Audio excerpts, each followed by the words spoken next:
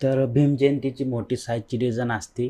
त्यामध्ये तुम्ही बॅकग्राऊंड बनवायला नाही का खूप जणांचे प्रॉब्लेम आहे, नेमकं बॅकग्राऊंड कसं बनायचं आहे. सर्व होऊन जाते, फोटो अलाइनमेंट होते, टेक्स्ट होते, पण बॅकग्राऊंडचाच प्रॉब्लेम येतो.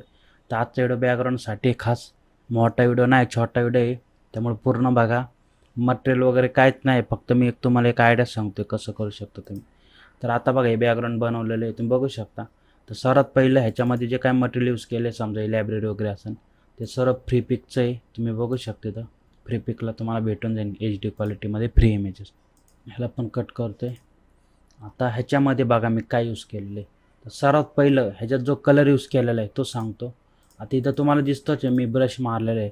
समजा मी ना आता सगळं उडून टाकतो, फक्त मला एक पॅलेट पाहिजे कलरचा, मी तो घेतो इथं. ह्याच्यामध्ये म्हणजे जो कलर यूज केला आहे मी, हा हॅश कोड मी फक्त इथं कॉपी करतो आहे, कारण तो मेन आहे आपला. समजा इथून एक मी न्यू साईज घेतली, त्याचं रेझोल्युशन जास्त झालेलं आहे, मी कमी करतो आहे, 250 करतो आहे. आता मी न्यू सॉलिड कलर घेतो इथं, आणि तो जो हॅश कोड आहे कलरचा तो पेस्ट केला, असा कलर येतो आहे. तर तुम्हाला काय करायचं आहे, आपण जे गॅलेक्सी बॅकग्राऊंड टाकतो ब्ल्यूवाला, ते तुम्हाला टाईप करून घ्यायचे. तुम्हाला असले बॅकग्राऊंड भेटतील तिथं. स्पेलिंग चुकले असं जाऊ द्या, पण गॅलेक्सी बॅकग्राऊंड टाका ब्ल्यू, असे बॅकग्राऊंड भेटतील, कोणते बी घ्या. आणि ते ह्याच्यावर आणून पेस्ट करायचे नाही, हा फक्त रोटेट करून घ्यायचं असं. हे रोटेट केल्यानंतर याला असं साईज वाढून घ्यायची कंट्रोल टीने. त्यानंतर ब्लेंड चेंज नाही करायचं आहे, ऑपिसिटी कमी करायची थोडीशी. हे बघा अशी. आता हे झालं आपलं बॅकग्राऊंड. तर इथं एक न्यू लेअर घ्यायची, डार्क कलर घ्यायचा डिझाईनमधला, किंवा इथून पण घेऊ शकता.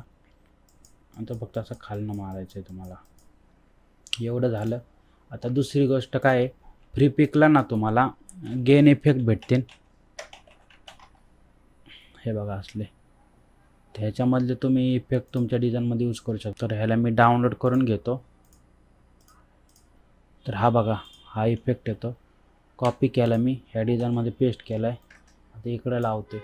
आता हा पूर्ण मी नाही लावणार आहे, जे दोन दोन करणार आहे, कॉपी घेणार आहे याची मी. आता इथं बघा, हे मॅच होत नाही. तर हे मॅच करण्यासाठी ना तुम्हाला ना हे वालं आहे ना, ह्याला फ्लिप हॉरिझॉन्टल करावं लागेल कंट्रोल टीने. त्यानंतर तुम्ही बघा मॅच झाले पूर्ण. तर आता असे आपले दोन इफेक्ट आहे, ते असे लावून घ्यायचे इथं. Convert to smart object. आता त्याचा ब्लेंड चेंज करायचा आपल्याला. इथं ओव्हरली ठेवून थोडी ऑपिसिटी कमी करू. थोडा नॉईस आलेला आपल्या बॅकग्राऊंडला. हे बघा, तुम्हाला इथून नसताना द्यायचं, तुम्ही इकडून पण देऊ शकता, पण एक्स्ट्रा बाहेरचं यूज करायचं. कधी कधी ते जास्त इफेक्ट पडतो त्याचा. तर असं आपण हे केलेलं आहे. आता ह्याच्यानंतर काय करायचं आहे, तुम्हाला मी लायब्ररीचं सांगितलेलंच आहे, मी तिथून घेतलेली ही वाली. तर हिला मी कॉपी करून आपल्या डिझाईनमध्ये टाकतो आहे.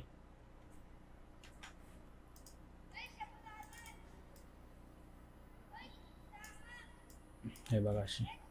आता त्याची साईज वाढवली तरी फाटणार नाही, कारण हाय क्वालिटीचं आहे, फ्री पिकवरनं घेतलेलं आहे. आता ह्याचा ब्लेंड चेंज करायचा, किंवा मग ह्याची ऑपिसिटी कमी करायची अशी. हे बघा अशी. ह्याला घेऊन यायचं.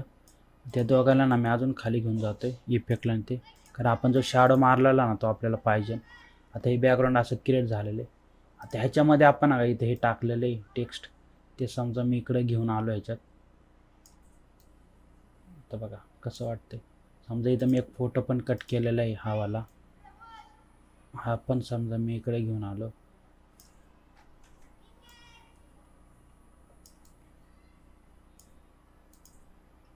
तर बघा कसं दिसतंय ते.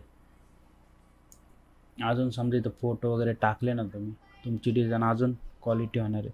समजा ब्लू कलर जास्त वाटत असं, तर काय करायचं, एक कलर लुकअपमध्ये जायचं आणि ह्याच्यामध्ये कलर लुकअप ॲड करून बघायचा.